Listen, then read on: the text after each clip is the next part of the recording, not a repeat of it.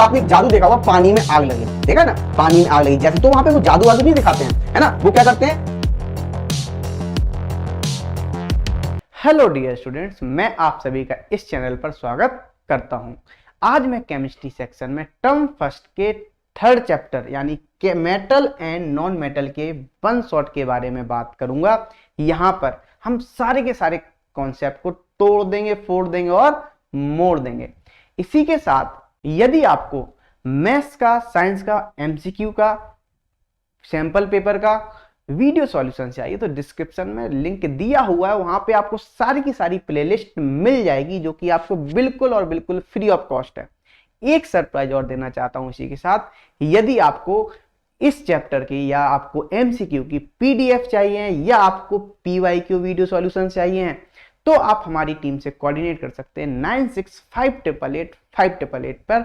सिर्फ आपको एक मैसेज डालना है कि I want PDF and PYQ और आपको सारे के सारा वीडियो पैकेज अलॉट हो जाएगा। लेकिन इसके लिए आपको हमारे केल्विन ऐप को डाउनलोड करना होगा, जो आपको डिस्क्रिप्शन में लिंक दिया हुआ, तो जाइए और अभी के अभी डाउनलोड कीजिए। वीडियो स्टार्ट करने से पहले मैं एक बात और बोल देता हूं, यदि आपको ये वीडियो पसंद आती है तो लाइक कर देना, शेयर कर देना और कमेंट भी कर देना। और यदि आपने अभी तक इस चैनल को सब्सक्राइब नहीं किया हुआ है तो अभी के अभी कहीं चैनल को सब्सक्राइब भी कर लेना। तो चलो आइए अब हम स्टार्ट करते हैं हमारा ये video metals and non metals का। हेलो स्टूडेंट्स, मैं आपका अंकित सर लेके आ गया हूं मेटल्स एंड नॉन मेटल्स का वन शॉट लेके। तो आज की वीडियो में हम पढ़ेंगे मेटल्स क्या होते हैं, नॉन मेटल्स क्या होते हैं, इनके बारे में हम जानेंगे। इस स्टार्ट करने से पहले इस चैप्टर को हम पहले इस चैप्टर के वेटेज जान लेते हैं, जो 2021 का सैंपल पेपर आया हुआ है उसके अकॉर्डिंग 2 मार्क्स का क्वेश्चन एक आया हुआ है, सैंपल पेपर 2021 के हिसाब से बता रहा हूं, और 3 मार्क्स का एक क्वेश्चन आया हुआ है। टोटल जो क्वेश्चन आए हुए हैं 5 मार्क्स के आए हुए हैं इस चैप्टर से। तो आई होप आपको ये वेटेज क्लियर हो गया होगा। अच्छा, अब मैं एक बात बता रहा हूं यहाँ पे पीवाईक्यू के बारे में। पीवाईक्यू मतलब प्रीवियस ईयर क्वेश्चन के बारे में, जो कि क्लास 10th के लिए है, जिसमें आपको मैथ्स और साइंस के वीडियोज मिलेंगे। और ये आपको मिलेगा कैसे, 10 रुपीज पर चैप्टर। और यदि आपको पूरा पैकेज लेना तो 99 रुपीज में आपको साइंस का मिलेगा, 99 रुपीज में आपको मैथ्स का मिलेगा। जिस चैप्टर में प्रॉब्लम है आप उस चैप्टर का भी पीवाईक्यू ले सकते हैं। इसके फीचर्स क्या है, यदि हम फीचर्स की बात करें तो अनलिमिटेड वीडियोज हैं, chapter wise, topic wise, mark wise videos हैं, 280+ HD वीडियोज हैं, क्लास नोट्स पीडीएफ अवेलेबल हैं और फ्री 2021 का सॉल्व सैंपल पेपर भी दिया हुआ है। अब हम देखते हैं इसके बाद क्लास 12th का भी हमने मैथ्स का पूरा पीवाईक्यू रिकॉर्ड कर रखा है। तो आप यहाँ पे क्या करें, इसके भी फीचर्स क्या है, इसके फीचर्स भी वही है, सेम अनलिमिटेड वीडियोज मिलेंगी आपको access, chapter wise, topic wise, mark wise videos मिलेंगी, 150+ HD वीडियोज मिलेंगी, आपको क्लास नोट्स पीडीएफ मिलेंगे और आपको फ्री 2021 का सॉल्व सैंपल पेपर मिलेगा। और ये मिलेगा कहाँ पे, आप काइट्स एप्लीकेशन डाउनलोड करेंगे प्ले स्टोर से और वहां पे सारी डिटेल्स मिल जाएगी। आई होप आपको क्लियर हो गया होगा। अब हम इसके बाद स्टार्ट करते हैं आपका metals and non metals chapter को। तो चलते हैं और पढ़ते हैं। तो स्टूडेंट्स, हम देखते हैं एलिमेंट की प्रॉपर्टीज के बेसिस पे यदि हम डिवाइड करें तो 3 टाइप से डिवाइड करते हैं। कौन से टाइप्स होते हैं, एक तो आपका मेटल्स होता है, एक आपका नॉन मेटल होता है, एक आपका मेटलॉइड होता है।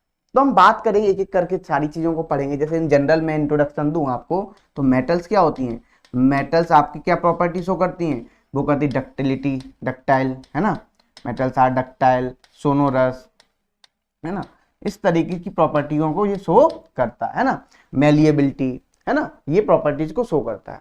अच्छा, या good conductor of heat and electricity. Non metals in properties को शो नहीं करेगा। क्या नहीं करेगा, नॉन मेटल्स इन प्रॉपर्टीज को शो नहीं करेगा। अच्छा, अब हम बात करें यहाँ पे नॉन मेटल्स की बात कर ली, तो मेटलॉइड किसे बोलेंगे, फिर उसके बाद मेटलॉइड बोलते हैं हम उसे, मेटलॉइड उसे बोलते हैं सिंपली जो क्या मेटल्स की भी प्रॉपर्टी रखे और नॉन मेटल्स की भी प्रॉपर्टी रखे, दोनों क्या रखे, दोनों प्रॉपर्टीज को रखे, उसे क्या बोलते हैं हम, मेटलॉइड्स बोलते हैं, मेटल्स और नॉन मेटल्स की। तो आई होप आपको यहाँ पे क्लियर हो गया होगा। अब जैसे हम बात करते हैं यहाँ पे सिंपली प्रॉपर्टीज की बात करें तो पहली प्रॉपर्टी आती है मेटल्स की, मेटल्स आर डक्टाइल। डक्टाइल मतलब समझते हो, ये हम किस में कन्वर्ट कर सकते हैं, थिन वायर्स में, वेरी थिन वायर्स में हम इसको कन्वर्ट कर सकते हैं। थिन वायर्स में क्या कर सकते हैं, कन्वर्ट कर सकते हैं। आई होप आपको यहाँ पे क्या हो गया होगा, क्लियर हो गया होगा। जैसे अब हम बात करें, जैसे गोल्ड है, गोल्ड की हम बात करते हैं, जब जो गोल्ड होता है आपका सबसे अच्छा डक्टाइल होता है। कैसा होता है? Gold is most ductile metal, ठीक है ना, याद रख लेना इस बात को, डक्टाइल मेटल। तो आप देख सकते हैं यहाँ पे, यदि स्पेशली यदि आप देखा जाए तो आपको इमेजेस में भी दिखा रहा है, देखो क्या है, इस तरीके से वायर के फॉर्म में कन्वर्ट हो गया है। तो देखो लिखा हुआ भी है, the ability of metals to be drawn into thin wires is called ductility. उसको क्या बोलते हैं हम? डक्टिलिटी बोलते हैं। मतलब एबिलिटी हो वो किस में कन्वर्ट करनी, थिन वायर्स में कन्वर्ट करनी, उसे क्या बोलते हैं हम? उसको हम बोलते हैं डक्टिलिटी। आई होप आपको यहाँ पे क्लियर हो गया होगा। तो हम अगला देखते हैं प्रॉपर्टी। अगली प्रॉपर्टी होती है, मेटल्स जो होते हैं वो क्या होते हैं? हाईली मैलिएबल होते हैं। कैसे होते हैं? हाईली मैलिएबल होते हैं। मैलिएबल बोले तो उसे किस में कन्वर्ट कर सकते हैं हम? उन्हें थिन शीट्स में कन्वर्ट कर सकते हैं। किसमें? थिन शीट्स में। कब करेंगे थिन शीट्स में कन्वर्ट? जब हम इनको क्या करेंगे? हैमरिंग करेंगे। हैमरिंग या बीटिंग करने पे क्या हो जाती है? मेटल्स आपकी सिंपली थिन शीट्स में कन्वर्ट हो जाती है, तो उसे हम बोलते हैं मैलिएबल। जैसे आप देख रहे हो यहाँ पे हैमर है, हैमर से हमने क्या किया? मेटल को क्या किया है ना, बीट इन किया। जैसे बीट करने पे किस में कन्वर्ट हो गया? थिन शीट्स में कन्वर्ट हो गया। तो इस प्रॉपर्टी को हम बोलते हैं मैलिएबिलिटी, ठीक है ना। आगे बढ़ते हैं। अब देखो नेक्स्ट प्रॉपर्टी देखते हैं। जो मेटल्स होती हैं, metals generally good conductor of heat and electricity होती है। आई होप आपको क्लियर हो गया होगा। Good conductor of heat and electricity क्यों होती हैं? तो मैं बताता हूं आपको, क्योंकि इनके पास क्या होते हैं? फ्री इलेक्ट्रॉन्स होते हैं। तो याद रखना एक बात, यदि आपसे पूछा है गुड कंडक्टर ऑफ इलेक्ट्रिसिटी क्यों होते हैं, तो आप बोलोगे वहां पे क्योंकि इनके पास क्या होते हैं? इनके पास होते हैं जनरली, यदि देखा जाए तो क्या होते हैं बच्चे पार्टी? इनके पास होते हैं फ्री इलेक्ट्रॉन्स। तो जब जब आपको फ्री इलेक्ट्रॉन्स मिलेंगे तब तब क्या होगे? वो कंडक्टिविटी उसकी अच्छी होगी। ठीक है, इतना क्लियर हो गया। अब आगे बढ़ते हैं। तो देख सकते हो यहाँ पे, जैसे आपको क्या दिया गया? एक क्रिस्टल लैटिस दिया गया है, ठीक है ना। देखा जाए मेटल्स है ना। तो यहाँ पे क्या है? सिंपली क्या है? फ्री इलेक्ट्रॉन्स, जो आपके ये रेड वाले क्या है? इलेक्ट्रॉन्स हैं। तो फ्री इलेक्ट्रॉन्स प्रेजेंट हैं, तो उसे क्या बोलते हैं हम? उसे हम बोलते हैं गुड कंडक्टर ऑफ इलेक्ट्रिसिटी। तो metals are good conductor of electricity. अच्छा, नेक्स्ट होती है प्रॉपर्टी आपकी, मेटल्स आर लस्ट्रस। लस्ट्रस मतलब क्या? शाइनी नेचर के होते हैं। तो आप देख सकते हो यहाँ पे शाइनी नेचर की जब बात की जाती है सिंपली, तो आप देख सकते हैं यहाँ पे शाइनी नेचर, है ना। देखो इस तरीके से, जैसे गोल्ड भरा पड़ा है, देखो तिजोरी में क्या भरा पड़ा है? गोल्ड भरा पड़ा है। तो आप देख सकते हो यहाँ पे। नेक्स्ट चलते हैं। जो आपका मेटल्स होता है वो कैसा होता है? सोनोरस। मतलब सोनोरस बोले तो ये साउंड प्रोड्यूस करता है। जैसे आपने स्कूल्स में देखा होगा, बेल्स है ना, बजती है ना बेल्स, टन टन टन, इस तरीके से, है ना। एक पीरियड टन, दो पीरियड दो टन, है ना। तो इस तरीके से तो आप देख सकते हो यहाँ पे, तो क्या होते हैं? साउंड को प्रोड्यूस करते हैं इस तरीके से। या मंदिर में आप जाते होगे तो क्या लगे रहते हैं? बहुत बड़े बड़े बेल्स लगे रहते हैं, उनको आप बजाते हो, ठीक है ना। आगे बढ़ते हैं, नेक्स्ट बढ़ते हैं। नेक्स्ट हम बात करते हैं यहाँ पे, जैसे कि मैंने बताया था यहाँ पे, क्या metals are good conductor of heat and high melting point. और इनके क्या होते हैं? Have high melting points. ध्यान रखना, the best conductor of heat are silver and copper. जो बेस्ट कंडक्टर होता है वो क्या होता है? आपका सिल्वर होता है और कॉपर होता है। जो सिल्वर सबसे अच्छा होता है, सिल्वर आपका जो होता है वो बहुत ही अच्छा क्या होता है? Good conductor of heat and electricity होता है। अच्छा, अब बात किया जाए यहाँ पे, lead and mercury are comparatively poor conductor of heat. कैसे होते हैं? लेड और मरकरी जो कि पुअर कंडक्टर ऑफ हीट होते हैं। और आपको पता है जो मरकरी होता है, सिंपली यदि बात की जाती है मरकरी, ये रूम टेम्परेचर पे किस स्टेट में होता है? रूम टेम्परेचर में, ये लिक्विड स्टेट में होता है। तो आई होप आपको यहाँ पे क्लियर हो गया होगा। अब देखो, अब बात आती है यहाँ पे सिंपली, यहां पे अब बोला नॉन मेटल्स। तो नॉन मेटल्स हम किसे बोलेंगे? हम यहीं पे थोड़ा सा बता देते हैं। नॉन मेटल्स हम उन्हें बोलेंगे जो कौन सी प्रॉपर्टी को शो ना करे? जो प्रॉपर्टीज को शो ना करे, does not show this type of property. कौन कौन सी बताओ? जैसे एग्जाम्पल के लिए हो गया आपका नंबर वन प्रॉपर्टी होगी डक्टिलिटी, है ना, डक्टिलिटी। दूसरी होगी मैलिएबिलिटी,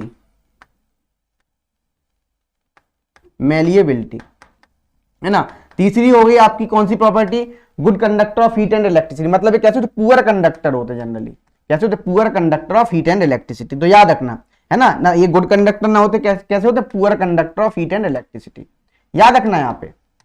मैं यहाँ पे गुड नहीं लिख रहा हूं, हाँ ऐसा लिख सकते हैं, ये प्रॉपर्टी शो नहीं करेंगे गुड कंडक्टर ऑफ इलेक्ट्रिसिटी, लेकिन मैं यहाँ पे एग्जैक्ट पॉइंट लिख रहा हूं, वो पुअर कंडक्टर ऑफ इलेक्ट्रिसिटी है, ठीक है ना।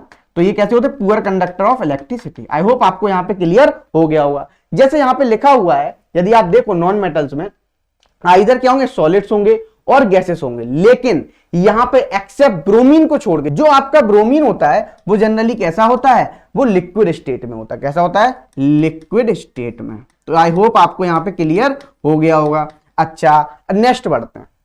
तो यहां पे लिखा हुआ है, जैसे मैंने पहले ही बताया था, क्या लिखा था, जो नॉन मेटल्स होते हैं वो कैसे होते हैं, are poor conductor of heat and electricity, ये मैंने पहले ही आपको बता दिया था, है ना। अब इसके बाद क्या बोल रहा है यहाँ पे, non metals are non lustrous, non ductile and non malleable. मतलब मैंने पहले बताया ये प्रॉपर्टी क्या नहीं करता, शो नहीं करता, ना तो मैलिएबल होता, ना डक्टाइल होता, ना ही ये सोनोरस प्रॉपर्टी को शो करता है। तो अब हम बात करते हैं यहाँ पे सिंपली एक्सेप्शन की, कुछ बात करते हैं जो जनरल एक्सेप्शन है आपके about metals and non metals के बारे में। जैसे पहला बात किया जाता है यहाँ पे, जो आपकी मेटल्स जनरली कैसी होती है, सॉलिड्स होती हैं। कैसी होती हैं, सॉलिड्स होती हैं, समझना। यहाँ पे मेटल्स जनरली जो होती है सॉलिड्स होती हैं, लेकिन आपका एक एक्सेप्ट मरकरी को छोड़ के, मरकरी कैसा होता है, जो मरकरी होता है वो कैसा होता है, लिक्विड स्टेट में होता है। कैसा होता है, लिक्विड स्टेट में होता है। तो आई होप आपको क्लियर हो गया होगा कि लिक्विड स्टेट में होता है, वो भी रूम टेम्परेचर पे, है ना। रूम टेम्परेचर पे कैसा होता है, लिक्विड स्टेट में होता है। तो आई होप आपको यहाँ पे क्लियर हो गया होगा। अब आगे बढ़ते हैं, नेक्स्ट देखते हैं। नेक्स्ट यहाँ पे लिख रहा है, सिंपली देखोगे यहाँ पे क्या लिख रहा है, metals have high melting point, हमने पहले ही बताया था आपको, बट क्या लिख रहा है, बट गैलियम एंड सीजियम, जो सीजियम होता है, याद रखना, जो सीजियम होता है वो लिक्विड होता है रूम टेम्परेचर पे। कैसा होता है, लिक्विड। तो याद रखना, caesium have very low melting point, these two metals will melt if you keep them on palm. मतलब योर पाल्म, मतलब पाल्म आप गद्दी पे जैसी रखेंगे तो आपको क्या हो जाएगा, जैसी रखेंगे तो वो किस में कन्वर्ट हो जाएगा, लिक्विड, मेल्ट हो जाएगा। कैसा, लिक्विड में कन्वर्ट हो जाएगा। तो आई होप आपको यहाँ पे क्लियर हो गया होगा। तो सीजियम के बारे में पता चला, ठीक है ना। अच्छा अब नेक्स्ट बढ़ते हैं। अब नेक्स्ट बात क्या है आपकी, नेक्स्ट बात की जाए, जो आयोडीन होता है, जो आयोडीन होता है वो कैसा, नॉन मेटल है। आयोडीन कैसा है आपका, जनरली नॉन मेटल है, लेकिन फिर भी वो कैसा होता है, नॉन लस्ट्रस, सॉरी कैसा होता है, लस्ट्रस होता है। कैसा होता है, लस्ट्रस प्रॉपर्टी को शो करता है। तो आप देख सकते हो यहाँ पे, यदि आप देखना चाहें तो आप यहाँ पे देख सकते हैं। मैं लस्ट्रस की थोड़ी स्पेलिंग सही लिख देता हूँ बच्चे पार्टी, LUSTROUS। तो देखो लस्ट्रस, तो देख सकते हैं इस तरीके से, देखो शाइनी कर रहा है। कैसा है, शाइनी, आपको पता है ना, शाइनी नेचर का होता है। तो देखो ये एक्सेप्शन है। अब देखो, अब आगे बात करते हैं हम यहाँ पे सिंपली, जो कार्बन है। अब हम कार्बन भी कैसा है, नॉन मेटल है, समझना। अभी यहाँ पे कार्बन कैसा है, नॉन मेटल है, लेकिन ये किसमें एडजस्ट करते हैं, इसके एलोट्रॉप्स भी एडजस्ट करते हैं। क्या है, एलोट्रॉप्स। अभी आप पढ़ोगे, जब मैं कार्बन एंड इट्स कंपाउंड का क्या पढ़ाऊंगा, अच्छे से आपको सिंपली क्या बताऊंगा, वहां पे वन शॉट लाऊंगा, तब मैं आपको अच्छे से यहाँ पे डिटेल में बताऊंगा। जैसे एलोट्रॉप्स कौन कौन से हैं आपके, मैं यहाँ पे नाम बता देता हूँ जनरली। ग्रेफाइट, पहला क्या है, ग्रेफाइट। और जो ग्रेफाइट होता है वो कैसा होता है, गुड कंडक्टर ऑफ इलेक्ट्रिसिटी होता है ना। याद रखना इस बात को, इस फैक्ट को याद रखना। नॉन मेटल है लेकिन फिर भी क्या होता है, गुड कंडक्टर ऑफ इलेक्ट्रिसिटी होता है। अच्छा अब क्या हुआ इसके बाद, अब हम बात करें ग्रेफाइट के बाद आता है डायमंड, है ना। दूसरा कौन सा होता है, एलोट्रॉप, डायमंड। तीसरा होता है फुलरेंस। बकमिनिस्टर फुलरेंस ने इसको क्या किया था, डिस्कवर किया था, ठीक है ना। इस तरीके से आप समझ सकते हैं यहाँ पे। तो मैं आपको डायग्राम भी दिखा देता हूं। डायमंड क्या है, डायमंड देख सकते हो यहाँ पे, ये बहुत ही हार्ड होता है, रिजिड होता है। कैसा होता है, रिजिड होता है, ठीक है ना, इतना क्लियर। अच्छा, और शाइनी नेचर का होता है। कैसा होता है, शाइनी नेचर का। तो देख रहे हो आप यहाँ पे, शाइनिंग बहुत करता है और इसीलिए इसकी कॉस्ट भी बहुत ज्यादा आती है, आपने देखा होगा। अच्छा नेक्स्ट चलते हैं अपन। अब देखते हैं यहाँ पे ग्रेफाइट। जो आप ग्रेफाइट देखते हो पेंसिल्स में, पेंसिल्स में देखते हो जो आपका ब्लैक कलर आता है वो क्या, ग्रेफाइट होता है आपका। कैसा होता है, ग्रेफाइट। और जो ग्रेफाइट का स्ट्रक्चर होता है जनरली वो कैसा होता है, लेयर वाइज होता है। कैसा होता है, लेयर, है ना। सिंपली याद रखना, स्लाइड्स के फॉर्म में होता है, जैसे दिखा देता हूँ यहाँ पे इस तरीके से। देखो लेयर वाइज स्ट्रक्चर है, कैसा, लेयर वाइज स्ट्रक्चर। तो देख सकते हो आप यहाँ पे, है ना। अच्छा तो यहाँ पे लिखा हुआ है, graphite is allotrope of carbon is a conductor of electricity. जो क्या है, हमने पहले ही बताया था, ये कैसा होता है, गुड कंडक्टर ऑफ इलेक्ट्रिसिटी होता है। क्यों होता है, क्योंकि इसके पास क्या होते हैं, फ्री इलेक्ट्रॉन्स होते हैं। तो आपसे पूछ लिया जाए कि ग्रेफाइट क्यों गुड कंडक्टर होता है, तो आप बता देंगे क्योंकि उसके पास क्या होते हैं, फ्री इलेक्ट्रॉन्स होते हैं। कुछ बच्चे सोचते होंगे सर रिपीट कर देते हैं कुछ बातें बार बार, क्योंकि जहां पे कुछ इंपॉर्टेंट बातें होती हैं वो मैं रिपीट जानबूझ के करता हूं, क्योंकि बच्चा वहां पे गलती करने की चांसेस बहुत ज्यादा होते हैं। अब हम आगे बढ़ते हैं, जैसा कि मैंने ये लेयर भी बता दिया था आपको, लेयर वाइज स्ट्रक्चर होता है, ठीक है ना। नेक्स्ट चलते हैं फुलरीन्स, इसको फुलरीन है ना, इसको क्या बोलते हैं, फुलरीन्स बोलते हैं। तो आई होप आपको यहाँ पे क्लियर हो गया होगा, आप डायग्राम देख सकते हैं फुलरीन्स का, है ना। कैसा है, फुटबॉल लाइक स्ट्रक्चर है, कैसा है, फुटबॉल लाइक स्ट्रक्चर है ना। तो इस तरीके से देख सकते हैं, और यहाँ पे पूछता भी है वो, है ना, यहाँ पे सिंपली वो पूछता भी है कि जो फुटबॉल लाइक स्ट्रक्चर का डिस्कवरी किसने किया है, तो आप बोलो बकमिंस्टर फुलरीन्स ने। ठीक, आगे बढ़ते हैं, उन्हीं के नाम पे इसको नाम दिया गया।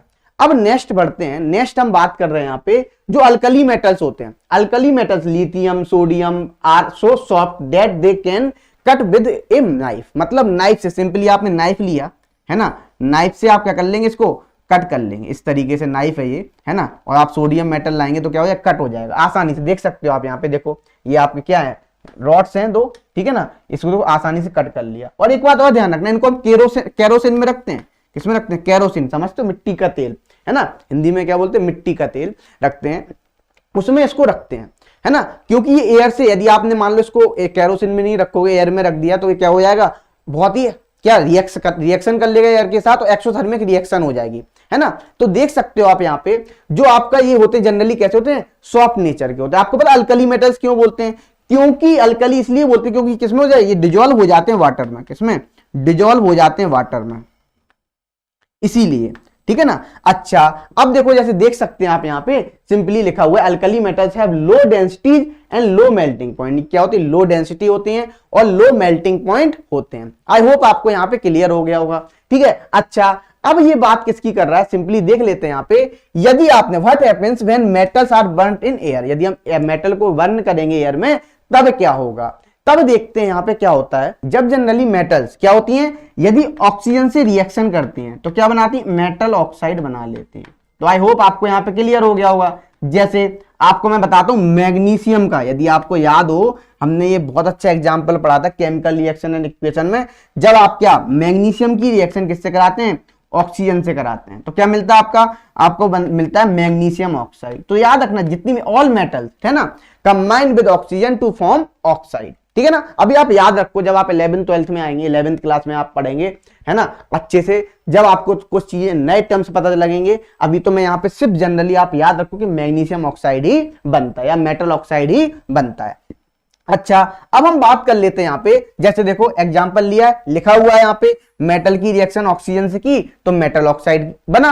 अच्छा, देखो यहाँ पे एग्जांपल दे रहा है मैग्नीशियम रिबन वाला, देखो आप देख सकते हो यहाँ पे मैग्नीशियम रिबन की किससे रिएक्शन कराई, हमने सिंपली किससे करा दी, ऑक्सीजन गैस से रिएक्शन कराई, तो क्या मिल गया हमें मिल गया यहाँ पे मैग्नीशियम ऑक्साइड मिल गया। अच्छा, अब हम बात कर रहे हैं यहाँ पे सिंपली, यदि देखा जाए, जैसे मान लो मैं कॉपर ले लूं, कॉपर की रिएक्शन है ना ऑक्सीजन से करा दूं, तो क्या मिलेगा आपको, कॉपर ऑक्साइड मिल जाएगा, ठीक है ना, CuO, ठीक है ना। आप इसको एक्चुअली क्यूप्रिक ऑक्साइड पढ़ते हैं, ठीक है ना, क्या पढ़ते हैं, क्यूप्रिक ऑक्साइड पढ़ते हैं, तो याद रखना। या आप एल्यूमिनियम की रिएक्शन करा दो, किससे, एल्यूमिनियम की रिएक्शन आप करा दो ऑक्सीजन से, तब भी आपका क्या बनेगा, 2 टाइम्स Al2O3 मिल जाएगा। मतलब इसको क्या बोलते हैं, एल्यूमिनियम ऑक्साइड, क्या बोलते हैं, एल्यूमिनियम ऑक्साइड।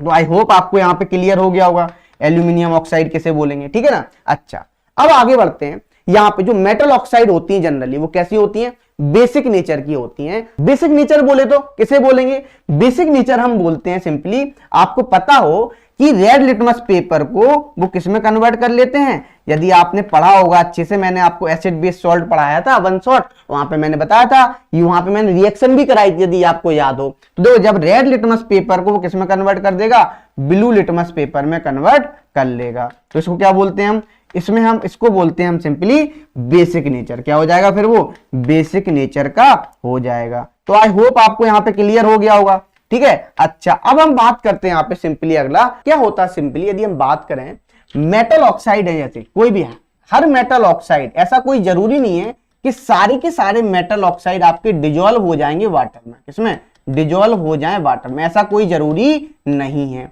तो फिर मतलब, तो ये डिपेंड करता है, ठीक है, ये डिपेंड करेगा कि भाई डिजोल्व होंगे या फिर नहीं होंगे। सॉल्युबिलिटी को देखते हैं। अब जैसे हम बात करते हैं यहाँ पे आपके अल्कलीज मेटल को ले लें। अल्कली मेटल क्यों बोलते हैं? जैसे मान लो ऑक्साइड लिया आपने, सोडियम ऑक्साइड लिया Na2O, आपने इसको वाटर में डिजोल्व किया, अल्कली क्यों बोलते हैं? देख लो यहाँ पे, तो ये क्या बनता है? सोडियम हाइड्रोक्साइड बना देता है NaOH। तो देखो ये डिजोल्व हो गया, आप देख सकते हैं आप यहाँ पे। अच्छा, ये कैसे होते हैं? अल्कलीज क्यों बोलते हैं? क्योंकि अल्कलीज बोले तो ये बेसिक अल्कली बोले, या इसको हम क्या बोलते हैं? बेसिक नेचर के होते हैं। कैसे होते हैं? बेसिक नेचर के होते हैं। जैसे आप देख सकते हैं यहाँ पे एग्जाम्पल के तौर पे K2O ले लिया, पोटेशियम ऑक्साइड ले लिया हमने। पोटेशियम ऑक्साइड को भी जब वाटर में डिजोल्व किया तो क्या मिल गया? पोटेशियम हाइड्रोक्साइड मिल गया, KOH मिल गया। अच्छा, ये मैंने बहुत अच्छे से बताया। Na2O क्या? S मतलब सॉलिड स्टेट में, ठीक है ना, L मतलब लिक्विड स्टेट में, ठीक है ना, मतलब हमने इसको डिजोल्व किया हुआ H2O में, ठीक है ना। क्या मिल गया होगा? हमें सोडियम हाइड्रोक्साइड मिल गया होगा। आई होप आपको यहाँ पे क्लियर हो गया होगा। अच्छा, नेक्स्ट चलते हैं। अब नेक्स्ट बात कर रहा है कुछ मेटल ऑक्साइड होते हैं, देखो लिखा हुआ है कुछ मेटल ऑक्साइड होते हैं जो क्या कैसे बिहेव करेंगे? जो एसिडिक भी बिहेव करेंगे और बेसिक भी बिहेव करेंगे। एसिडिक और बेसिक दोनों तरीके से क्या करते हैं? बिहेव करते हैं। मतलब तो ऐसे ऑक्साइड को क्या बोलते हैं? जो एसिडिक ऑक्साइड की तरह भी होंगे और बेसिक ऑक्साइड की तरह भी बिहेव करेंगे। तो ऐसे ऑक्साइड को हम बोलते हैं एम्फोटेरिक ऑक्साइड। क्या बोलते हैं? Amphoteric oxide. तो देखो वो कौन कौन से हैं? जैसे आपका एल्यूमिनियम हो गया Al2O3, ठीक है ना, आपका जिंक ऑक्साइड हो गया, ये दोनों तरीके से बिहेव करता है, ठीक है ना। ये आपके एम्फोटेरिक हैं। क्या है? एम्फोटेरिक ऑक्साइड हैं। ये एसिडिक की तरह भी बिहेव करेगा और बेसिक की तरह भी, मतलब ये एसिड से भी रिएक्शन कर लेगा और बेसिक से भी रिएक्शन कर लेगा। जैसे अभी मैं दिखाता हूं आपको, जब हम इसकी रिएक्शन HCl से कराएंगे तब भी कर लेगा, है ना, और जब हम इसकी रिएक्शन किससे कराएं? बेस से कराएं तब भी कर लेगा। तो देखो जैसे यहां पे लिखा हुआ है, but some metal oxide such as aluminium oxide, zinc oxide ETC show both acidic as well as basic behaviour. वो दोनों बिहेवियर को रखता है, लिखा हुआ है। उसको क्या बोलते हैं हम? उसको अपन बोलते हैं such metal oxide which react with both acid as well as base produce salt and water. क्या प्रोड्यूस करेंगे? सॉल्ट और वाटर को प्रोड्यूस करें, नोन एज एम्फोटेरिक ऑक्साइड। क्या बोलते हैं हम? एम्फोटेरिक ऑक्साइड बोलते हैं। तो एक बात को ध्यान रख लो यहां पे, सिंपली यदि आप एम्फोटेरिक ऑक्साइड की रिएक्शन, समझना यहां पे, एम्फोटेरिक ऑक्साइड की रिएक्शन आप एसिड से कराएं, है ना, आप एसिड से कराएं या बेस से कराएं, या बेस से कराएं, तो आपको क्या मिलेगा? आपको पहला तो मिलेगा यहां पे सॉल्ट प्लस वाटर मिल जाएगा। तो देखो एसिड बेस रिएक्शन हो रही है, सिंपली क्या हो रही है? एसिड बेस रिएक्शन हो रही है। जैसे हम दिखा सकते हैं यहां पे, देखो जब आपने एल्यूमिनियम ऑक्साइड, है ना, Al2O3 की रिएक्शन हमने HCl से कराई, देख सकते हो आप यहां पे लिखा हुआ अभी HCl से कराई, तो क्या मिलेगा? आपको सॉल्ट मिलेगा, है ना, क्या मिल जाएगा? सॉल्ट मिल जाएगा प्लस वाटर मिल जाएगा। आई होप आपको यहां पे क्लियर होगा। अच्छा, अब हम बात करें यदि मान लो हम एल्यूमिनियम Al2O3 की रिएक्शन ही किससे कराएं? बेस से करा दें NaOH से, तब क्या मिलेगा? तब मिलता है आपको सोडियम एल्यूमिनेट, इसको क्या बोलते हैं? NaAlO2, और प्लस क्या मिलेगा आपको? वाटर मिल जाएगा, मतलब सॉल्ट प्लस वाटर मिलेगा। इसका नाम क्या होता है? सिंपली नाम भी याद रख लेना, इसको बोलते हैं सोडियम एल्यूमिनेट, है ना। आई होप आपको क्या हो गया होगा? यहां पे क्लियर हो गया होगा, ठीक है। अच्छा, अब आपसे पूछा जाए यहां पे सिंपली, है ना, सिंपली यहां पे पूछा जाए, जैसे मान लो आपको जिंक की रिएक्शन करा दें, जिंक ऑक्साइड की रिएक्शन हम HCl से करा दें, तब क्या बनेगा बच्चा पार्टी? तब बनेगा आपका simply salt plus water, plus water मिल जाएगा। तो आई होप आपको यहां पे क्लियर हो गया होगा। नेक्स्ट चलते हैं, अगली स्लाइड पे चलते हैं, देखते हैं क्या बोलता है। अगला बोल रहा है यहां पे, देखा जाए reactivity of metals toward oxygen. हम ऑक्सीजन के साथ क्या देख रहे हैं? इसकी रिएक्टिविटी देख रहे हैं। तो देखो क्या बोला? Different metals show different reactivities towards oxygen. Different metal होगी, डिफरेंट रिएक्टिविटी होगी उसकी, किसकी तरफ? ऑक्सीजन की तरफ। जैसा कि मैंने बताया था यहां पे, सिंपली यदि आपको पता हो, जो पोटेशियम है, पोटेशियम और सोडियम, है ना, यदि आप इनकी रिएक्शन एयर से कराओगे तो क्या हुआ? सिंपली यहां पे कैच फायर, फायर को क्या कर लेगा? कैच कर लेगा, मतलब बहुत ज्यादा। इसीलिए हम जो सोडियम और पोटेशियम है इसको किस में रखते हैं? केरोसिन में रखते हैं। हमने बताया भी था आपको स्टार्टिंग में, है ना, कि सोडियम पोटेशियम कहां रखते हैं? हम केरोसिन में रखते हैं। हाईली एक्सोथर्मिक रिएक्शन हो जाती है, जैसे आप देख सकते हैं यहाँ पे, देखो आपका लिथियम ले लिया, सोडियम ले लिया, पोटेशियम ले लिया, ये किस में रखा हुआ है? केरोसिन में रखा हुआ है। तो आई होप आपको यहाँ पे क्लियर हो गया होगा। ठीक है ना। तो देखो लिखा हुआ है the protect to protect them and to prevent accidental, मतलब क्या है, यदि मान लो देखो क्या होता है, बहुत से बच्चे लेबोरेटरी में जाते हैं, वो ध्यान नहीं रखते हैं, उन्होंने सोडियम थोड़ा चुरा लिया है ना, एक फ्रेंड था हमारा उसने चुरा लिया, अब उसने थोड़ी देर ही 2 4 5 10 मिनट बाद क्या हुआ, उसके हाथ में क्या लगने लगी, हाथ उसका जल गया था। तो भाई कभी भी, इसीलिए हम बोलते हैं, इसीलिए आपके टीचर्स बोलते हैं कि आप लेबोरेटरी में बिल्कुल ध्यान रखें, किसी चीज को आप टच ना करें, डायरेक्ट टच नहीं करना चाहिए, ठीक है ना। आप या तो स्पैचुला लें, उससे टच करें, है ना, इन चीजों से ही आप केमिकल्स को उठाएंगे। अच्छा, अब देखो फायर्स कर लेगा, they are kept immersed in kerosene, किसमें रखा जाता है, इसको केरोसिन में रखा जाता है। आई होप आपको यहाँ पे क्लियर हो गया होगा। अब देखो क्या बोल रहा है, अब यदि हम बात करें कुछ टेम्परेचर, मान लो एट ऑर्डिनरी टेम्परेचर पे क्या होता है सरफेस पे, जैसे आपकी बना ली कुछ मेटल्स क्या बना लेती है, ऑक्साइड लेयर बना लेती है। यदि मान लो मेटल्स की रिएक्शन, कुछ मेटल्स की रिएक्शन आपने किससे कराई, ऑक्सीजन से कराई, तो आपको पता है क्या बना लेती है, वो मेटल ऑक्साइड बना लेती है। हमने अभी हाल ही बताया था, जैसे मैग्नीशियम की रिएक्शन कराई, एल्यूमिनियम की रिएक्शन कराओगे तो वो क्या बना लेंगे, एक तरीके से ऑक्साइड लेयर बना लेंगे अपने ऊपर, ठीक है ना। इस तरीके से मेटल होगी और उस पर क्या आ जाएगी, मेटल ऑक्साइड की लेयर आ जाएगी। तो देखो अब जिंक हो गया, लेड हो गया, etc are covered with thin layer of oxide, वो क्या बना रहे, थिन लेयर बना लेते हैं। इसीलिए तो देखो एल्यूमिनियम को हम किस में यूज करते हैं, इसीलिए तो एल्यूमिनियम को हम गोल्ड फॉइल के लिए यूज करते हैं, है ना, गोल्ड फॉइल नहीं सॉरी, कौन सा, एल्यूमिनियम फॉइल। आपने देखा फूड पैकिंग के लिए, किसके लिए, फूड पैकिंग के लिए हम इसको यूज करते हैं। क्यों, क्योंकि इसीलिए क्योंकि एल्यूमिनियम फर्दर रिएक्ट ही नहीं कर पाता, ये आपका सिंपली, है ना, सिंपली आपने पढ़ा होगा कि एल्यूमिनियम का क्या, आपको जब लेयर आ जाएगी ऊपर तो फर्दर क्या नहीं कर पाएगा, रिएक्शन कर ही नहीं पाएगा। एल्यूमिनियम ऑक्साइड जो मेटल होगी फर्दर एयर से रिएक्शन ही नहीं कर पाएगी, इसीलिए फूड प्रिजर्व रहता है। तो आई होप आपको यहाँ पे क्लियर होगा।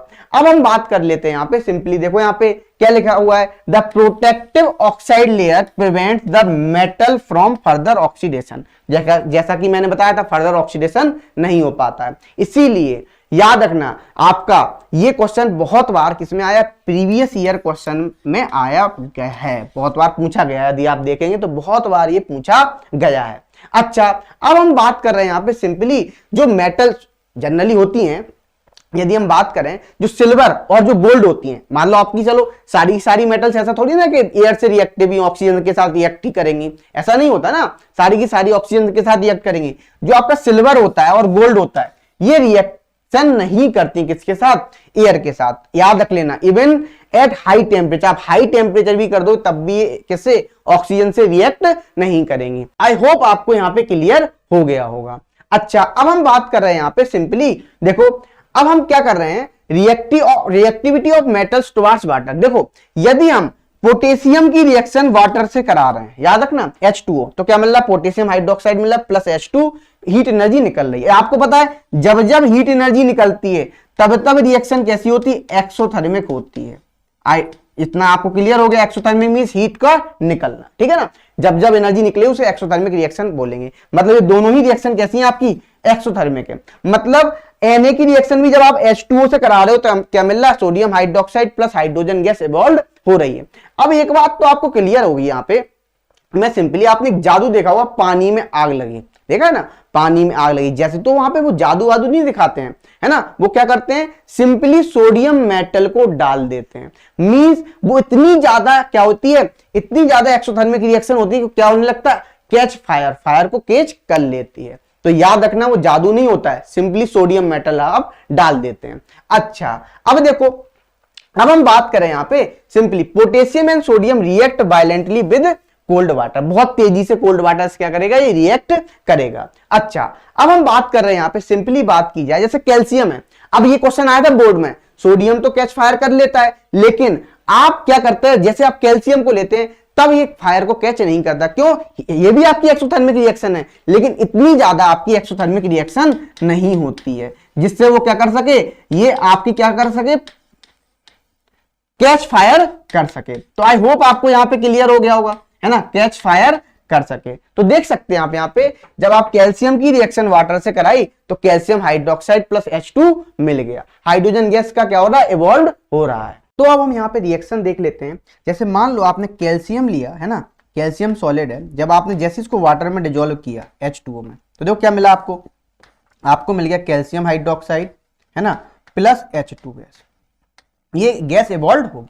आई होप आपको यहाँ पे क्लियर हो गया होगा, क्योंकि आप देखोगे जब PYQ उठा के देखो, प्रीवियस ईयर क्वेश्चन देखोगे तो यहाँ पे क्वेश्चन पूछा गया है ना, जो कि इस तरीके से पूछा गया था। क्योंकि कैल्शियम क्या नहीं करता, कैच फायर नहीं करता, लेकिन सोडियम कर लेता है। तो आप देखोगे उठाओगे तो आपको मिल जाएगा। अब हम बात कर रहे हैं यहाँ पे, देखो आपको सिंपली मैं डायग्राम के थ्रू भी दिखा देता हूँ। Reaction of calcium with water, जो कैसा होगा, मिल्कनेस आ गया, ठीक है ना, मिल्कनेस आ गया है। तो देख सकते हो आप यहाँ पे वही रिएक्शन का क्या है, आप इतनी एक्सोथर्मिक कोई, लेकिन इतनी ज्यादा एक्सोथर्मिक रिएक्शन नहीं होगी। हीट रिलीज तो यहाँ भी होगी, याद रखना, ऐसा नहीं कि हीट रिलीज नहीं हो रही। और आपको पता जब जब हीट रिलीज होती है, जब जब हीट क्या होगी आपकी रिलीज होगी, तब तब कैसा होता है, तब तब आपकी जनरली एक्सोथर्मिक रिएक्शन होती है। आई होप आपको यहाँ पे क्लियर हो गया होगा। अब देखो, अब हम बात करें यहाँ पे सिंपली, देखो नेक्स्ट चलते हैं। अब हमने रिएक्शन करा दी, जैसे मान लो एल्यूमिनियम ले लिया, Fe ले लिया, इसकी रिएक्शन जब हम कराएंगे तो याद रखना ऐसा नहीं है कि आपने कोई भी वाटर ले लिया। कुछ मेटल्स होंगे जो ऐसे डायरेक्ट नॉर्मल टेम्परेचर, जो रूम टेम्परेचर वाला वाटर होगा उस पर रिएक्ट कर, उस पर सॉल्वेबल हो जाएंगे। याद रखना, कुछ मेटल ऑक्साइड है या मेटल्स है ना, अच्छा या कुछ मेटल्स होंगे, मेटल ऑक्साइड, जो क्या होंगे सिंपली, या मेटल्स किसमें होंगे, कोल्ड वाटर में डिजोल्व होंगे। तो ये ऐसा हमें पता नहीं चलता है ये किस तरीके से रिएक्शन करेंगे, या कुछ वार्म वाटर से रिएक्ट करेंगे। तो ये हमें देखना पड़ता है। क्या करना पड़ता है हमें, ये हमें देखना पड़ता है। आई होप आपको यहाँ पे क्लियर हो गया होगा। तो यहाँ पे लिख देता हूं मैं वार्म वाटर। कौन सा वाटर, वार्म वाटर, ठीक है ना, हल्का सा गर्म पानी, ठीक है ना। हॉट वाटर और भी ज्यादा, तो वो देखना पड़ता है, हमें चेक करना पड़ता है किसमें ये सॉल्वेबल होगा या किसमें नहीं होगा। तो देखो यार किससे रिएक्ट करेगा किससे नहीं करेगा, ये प्रैक्टिकली हम लेबोरेटरी में देखते हैं।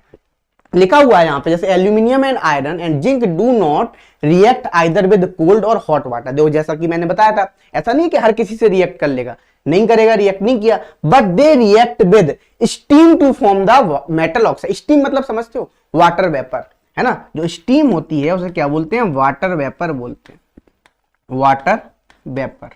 तो आई होप आपको यहाँ पे क्लियर हो गया होगा। अच्छा, अब हम बात कर रहे हैं यहाँ पे वाटर वेपर में, सिंपली बोली जाए, जैसे एल्यूमिनियम लिया, एल्यूमिनियम की रिएक्शन हमने वाटर से कराई, तो देखो क्या मिल गया आपको मिल गया Al2O3 plus 3H2, hydrogen gas evolve हो गई। अच्छा, जैसे आपने Fe की रिएक्शन, किसकी रिएक्शन, Fe की रिएक्शन वाटर से कराई, तो क्या मिला आपको मिलेगा फेरिक Fe3O4, है ना, प्लस 4H2, ये मिल जाएगा। आई होप आपको यहाँ पे क्लियर हो गया हो। ये कब किससे कर रहा है, स्टीम से, याद रखना स्टीम है, यहाँ पे जो वाटर है वो स्टीम में है, जी मतलब गैसियस फॉर्म में, ठीक है, इतना क्लियर। तो आई होप आपको यहाँ पे क्लियर हो गया होगा। अब हम बात करते हैं यहाँ पे, सिंपली आपने एक एक्सपेरिमेंट पढ़ा होगा, यदि मैं आपको बात करूंगा अभी कॉपर सल्फेट और जिंक की रिएक्शन जब कराऊंगा उसकी मैं बात करूंगा, या फिर मैं उसकी बात करूंगा फेरस पे, अभी मैं उसकी भी बात करने वाला हूं। वो अपन ने एक्सपेरिमेंट देखा भी था पहले के लेक्चर में, फिर से उस एक्सपेरिमेंट को देखेंगे। उससे पहले जैसे मान लो आप मेटल की रिएक्शन एसिड से कराएंगे, किससे कराएंगे, मेटल की रिएक्शन एसिड से कराएंगे। जैसे ही आप एसिड से रिएक्शन कराएंगे तो आपको क्या मिलेगा, आपको मिलेगा salt plus hydrogen gas evolve हो जाएगी, सॉल्ट प्लस हाइड्रोजन गैस क्या हो जाएगी बच्चा पार्टी, इवॉल्व हो जाएगी। जैसे आप देख सकते हैं यहाँ पे, यदि हम बात करें, ये हो गया सॉल्ट, ये हो गया हाइड्रोजन गैस, ठीक है। जैसे मान लो Mg की रिएक्शन हमने HCl से करा दी, है ना, तो क्या मिलेगा आपको, सिंपली मिलेगा MgCl2 plus hydrogen gas evolve हो गई, ठीक है ना। अच्छा, आपने मान लो जिंक की रिएक्शन करा दी H2SO4 से, है ना, तो आपको क्या मिलेगा, ZnSO4 प्लस हाइड्रोजन गैस आपकी इवॉल्व हो गई। तो आई होप आपको यहाँ पे क्लियर हो गया होगा। तो आप देख सकते हैं यहाँ पे सिंपली, ठीक है ना, क्या लिया हमने, मैग्नीशियम स्ट्रिप लिया यहाँ पे, और इसमें क्या डाल, डाइल्यूट एसिड में डाली, तो क्या निकले आपको, बबल्स के फॉर्म में, ठीक है ना, हाइड्रोजन गैस निकली है। क्या निकल रही है आपकी, हाइड्रोजन गैस निकल रही है। आई होप आपको यहाँ पे क्लियर होगा। अब देखो, अब हम बात कर रहे हैं यहाँ पे सिंपली अगली रिएक्शन। देखो मेटल की रिएक्शन जब आप डाइल्यूट एसिड से करोगे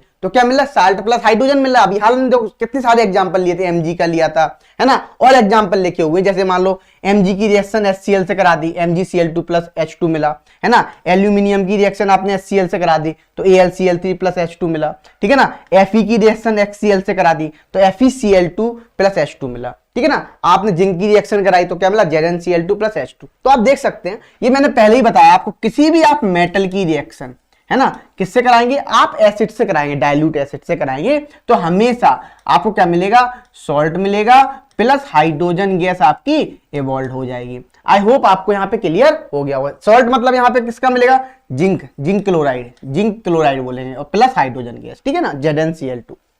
अब आगे बढ़ते हैं अब हम बात करते हैं यहाँ पे एक्वा रेजिया।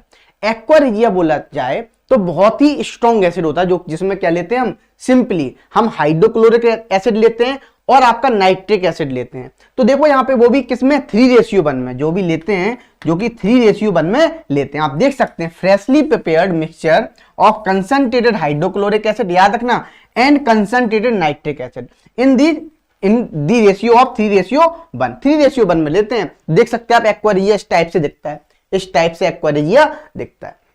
एक बात ध्यान रखना, यहाँ पे हर मेटल गल जाती है, कोई भी मेटल इसमें डिजोल्व करा दो, कोई भी मेटल, हर मेटल एक्वा रेजिया में। तो यहाँ पे गोल्ड के लिए यूज करते हैं सिंपली। आप देखोगे यहाँ पे, देखो, it can dissolve gold even through neither of these acids can do so alone. Aqua regia is a highly corrosive fuming liquid. मतलब किस फॉर्म में, आपको यदि गोल्ड को गलाना है तो आप किस में डालते हैं, एक्वा रेजिया में डिजोल्व होता है। तो पूछा जाता है ना, क्योंकि क्या होता था पुराने जमाने में, यदि देखा जाए पुराने जमाने में क्या राजा महाराजा होते थे, है ना, आपके राजा महाराजा होते थे, किंग, है ना, तो वो क्या करते थे, उनके पास गोल्ड होता था बहुत सारा। अब आपको पता है गोल्ड जब ज्यादा होगा तो वो क्या होगा, चोरी वोरी होने का डर होता है। तो वो क्या करते थे, वो एक्वा रेजिया में उस गोल्ड को, जिससे चोरी ना हो पाए, क्योंकि मेल्टिंग के फॉर्म में तो आप ले नहीं जा पाओगे, लिक्विड के फॉर्म में तो कहीं ले ही नहीं पाओगे। यदि आपको सॉलिड के फॉर्म में मिल जाए तो आप जेबों में भर लोगे, चुरा के भाग जाओगे, लेकिन आप लिक्विड के फॉर्म में तो नहीं ले जा पाओगे ना। तो वो क्या करते थे, पुराने राजा महाराजा इस गोल्ड को एक्वा रेजिया में डिजोल्व करते थे, ठीक है ना, जिससे वो मेल्टिंग के फॉर्म में रखते, किसके फॉर्म में रखते थे, मेल्ट फॉर्म में रखते थे गोल्ड को। तो आई होप आपको यहाँ पे क्लियर हो गया होगा। अब हम बात कर रहे हैं यहाँ पे सिंपली एक रिएक्शन की और बात कर रहे हैं, जो कि हमने पहले भी बात किया है। ये जनरली डिपेंड करती है रिएक्टिविटी ऑफ मेटल पे। मैंने आपको बताया था डिस्प्लेसमेंट रिएक्शन में कि जैसे देखो, आपने ये एक्सपेरिमेंट भी पढ़ा हुआ है अच्छे से। जब आपने आयरन नेल होते हैं ना, आपने Fe लिया, Fe को किस में डिजोल्व कर दिया, CuSO4 में डिजोल्व कर दिया। जैसे ही आप डिजोल्व नहीं किया, आयरन, ये आपकी आयरन नेल है ना, आयरन नेल है, ठीक है ना, इसको आपने क्या किया, CuSO4 लिया, कॉपर सल्फेट सॉल्यूशन। जैसे ही आप कॉपर सल्फेट सॉल्यूशन में इसको डिजोल्व करेंगे, मतलब लटकाएंगे, तो आपको इसको क्या कर दिया, रख दिया। तो क्या हुआ, कुछ टाइम बाद, आफ्टर 30 मिनट समथिंग, है ना, आफ्टर 30 मिनट बाद क्या हुआ समथिंग, यहां पे जो नेल थी, आयरन नेल थी, वो आपकी कैसी थी, सिल्वर कलर की थी, सिल्वर बोल तो उस पे व्हाइटिश था, ठीक है ना। तो उस पे क्या आ गया, ब्राउनिश कलर आ गया, क्या आ गया, ब्राउनिश कलर। मींस वहां पे क्या हो गया, सिंपली वहां पे देखा जाए तो उस पे कॉपर डिपॉजिट हो गया। क्या हो गया, कॉपर डिपॉजिट हो गया। और जो सॉल्यूशन था वो कैसा होता, ग्रे कलर का हो जाता, सिंपली फेड हो जाता। कैसा हो जाता, फेड कलर हो जाता है कॉपर सल्फेट सॉल्यूशन का। तो आई होप आपको यहाँ पे क्लियर हो गया होगा। तो जैसे मान लो मैं इसकी रिएक्शन लिखूं, मान लो Fe की रिएक्शन CuSO4 से कराते तो क्या मिलता है, आपको मिलता है FeSO4, है ना, प्लस Cu, जो कि किस पे डिपॉजिट हो जाता है, आयरन पे डिपॉजिट हो जाता है। आई होप आपको क्लियर होगा। अच्छा, तो आप देख सकते हैं यहाँ पे, ये इसका मतलब क्या है, ये सारा का सारा डिपेंड करेगा किस पे, रिएक्टिविटी सीरीज पे। जो मेटल्स की रिएक्टिविटी होती है उस पे डिपेंड करता है, ऐसा नहीं है। तो जैसे आप लिख सकते हैं यहाँ पे, जनरली बात करें, reactive metals displace less reactive metal. हमेशा जो मोर रिएक्टिव मेटल है वो क्या कर देगा, इसको डिस्प्लेस कर देगा। क्या कर देगा, डिस्प्लेस कर देगा किसको, लेस रिएक्टिव मेटल को। आप ऐसे समझ सकते हैं, डिस्प्लेस कर दिया लेस रिएक्टिव मेटल को। तो देखो ऐसा आप समझ सकते हैं सिंपली। यदि हम बात करें कैसे, एक बॉडी बिल्डर आदमी है, मैंने वहां भी यही एग्जांपल दिया था, एक पतला सा आदमी है, तो उसने क्या किया, उसको हटाना है, उसके पास ताकत, उसने ऐसे किया, वो उड़ गया, है ना, उड़ गया मतलब गिर गया वहां जाके, और उसने अपनी जगह बना ली। तो आप देख सकते हो वो ताकत पे डिपेंड करेगा, ठीक है, इतना क्लियर। अच्छा, अब हम बात कर रहे हैं यहाँ पे सिंपली, यदि देखा जाए, देखो तो क्या हो रहा है, मेटल ए है ना, मेटल ए है ना, इसने रिएक्शन किया साल्ट सॉल्यूशन ऑफ बी, लिखा हुआ है यहां पे, देख सकते हो, साल्ट ऑफ सॉल्यूशन बी, है ना, सॉल्यूशन बी। जैसे ही आप साल्ट ऑफ सॉल्यूशन बी से रिएक्शन कराते हो तो क्या मिलता है आपको, salt solution of A plus metal B, आपको मेटल बी मिल जाएगी। जैसे एग्जांपल के लिए हम बात करते हैं जिंक की रिएक्शन कॉपर सल्फेट से कराते हैं CuSO4 से। जैसे ही आप इसकी रिएक्शन कराएंगे तो आपको क्या मिलेगा, ZnSO4 मिल जाएगा प्लस कॉपर मिल जाएगा। तो आई होप आपको यहां पे क्लियर हो गया होगा। अच्छा, अब हम बात करें यहाँ पे जिंक की रिएक्शन जैसी कॉपर सल्फेट से कराई, तो जो ये यदि देखा जाए तो डिस्प्लेसमेंट रिएक्शन भी है। आपसे एग्जांपल पूछा जाए तो यहाँ पे आप बता सकते हैं कैसी रिएक्शन है, डिस्प्लेसमेंट रिएक्शन है। अच्छा, अब क्या होता है, सिंपली जो जिंक होता है वो कैसा होता है, हाईली रिएक्टिव होता है कॉपर के रिस्पेक्ट में। आप देखोगे रिएक्टिविटी सीरीज जब आएगी तो जिंक कहां होता है, ऊपर होता है, कॉपर नीचे होता है, ठीक है ना, हाइड्रोजन से नीचे आता है। और आपको पता है जो प्लेटिनम होता है वो क्या होता है, लीस्ट रिएक्टिव मेटल होता था। अच्छा, अब हम बात कर लेते हैं यहाँ पे, अब जो क्या हो रहा है, सिंपली यदि मान लो मैं कॉपर सल्फेट की रिएक्शन जिंक से करा दूं यहाँ पे, यदि आप जिंक से कराएंगे तब रिएक्शन पॉसिबल नहीं है, तब क्या नहीं है, आपकी रिएक्शन पॉसिबल नहीं है। तो आई होप आपको यहाँ पे क्लियर हो गया होगा देख के। अब देखो, जैसे कि अब आपके दिमाग में आ रहा होगा सर रिएक्टिविटी सीरीज के बारे में कुछ बताओ, मैं आपको रिएक्टिविटी सीरीज दिखाऊंगा, सो डोंट वरी। देखो, तो reactivity series is a list of metals, है ना, arrange in the order of their increasing activities, decreasing activity बोले तो ऊपर से नीचे, मतलब डिक्रीज करेगा, ठीक है ना। सबसे ज्यादा किसकी होती है, पोटेशियम की होती है, ठीक है ना, किसकी होती है, पोटेशियम की होती है। जैसे आपको दिखा देते हैं यहाँ पे, पोटेशियम ले लिया मोस्ट रिएक्टिव, फिर सोडियम ले लिया, फिर कैल्शियम, जब ऊपर से नीचे आ रहे हैं तो क्या हो रहा है, आपकी सिंपली रिएक्टिविटी डिक्रीज करती जा रही है। तो देखो आपका जिंक कहां था, ऊपर था, और देखो कॉपर कहां था, नीचे था, इसलिए तो जिंक ने कॉपर सल्फेट को क्या कर दिया था, डिस्प्लेस कर दिया था। ऐसी आयरन कहां है, ऊपर है, और कॉपर कहां, नीचे है, इसीलिए उसने भी, आयरन ने भी क्या कर दिया था, इसको डिस्प्लेस कर दिया था कॉपर मेटल को। तो आई होप आपको यहाँ पे क्लियर हो गया होगा। अब हम थोड़ी सी बात कर लेते हैं यहाँ पे आयनिक बॉन्ड की, ठीक है। बच्चों को बहुत ज्यादा डाउट होता है आयनिक बॉन्ड में। आयनिक बॉन्ड किसे बोलते हैं, आयनिक बॉन्ड जो बनता है simply two oppositely charge atom के बीच में बनता है। किसमें बनता है, टू अपोजिटली चार्ज एटम के बीच में बनता है। अच्छा, अपोजिटली चार्ज बोले तो मतलब एक कटायन होगा, एक एनायन होगा, एक क्या होगा, कटायन होगा और एक एनायन होगा। मतलब सिंपली यहां पे जो फोर्स ऑफ अट्रैक्शन होता है जनरली वो कौन सा होता है, इलेक्ट्रोस्टैटिक फोर्स ऑफ अट्रैक्शन होता है।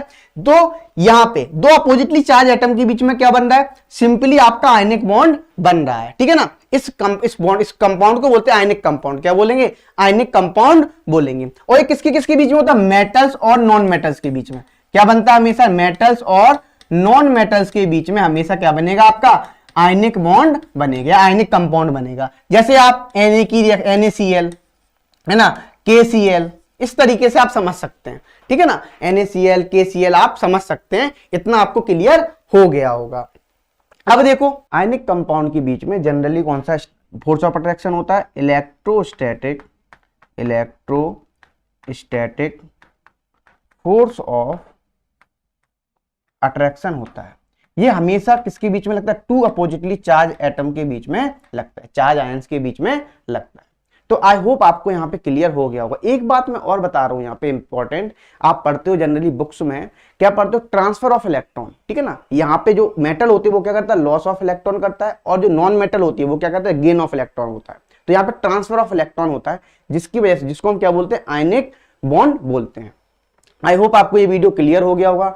इसी के साथ हम मिलते हैं नेक्स्ट वन शॉट में। अभी के लिए thank you so much, tata bye bye. ऐसे ही पढ़ते रहिए और बढ़ते रहिए। आई होप आपको ये वीडियो बहुत ही पसंद आया होगा। यदि वीडियो पसंद आया तो लाइक शेयर कमेंट जरूर कर देना भाई। और अभी तक यदि आपने चैनल को सब्सक्राइब नहीं किया है तो चैनल को सब्सक्राइब भी कर लेना।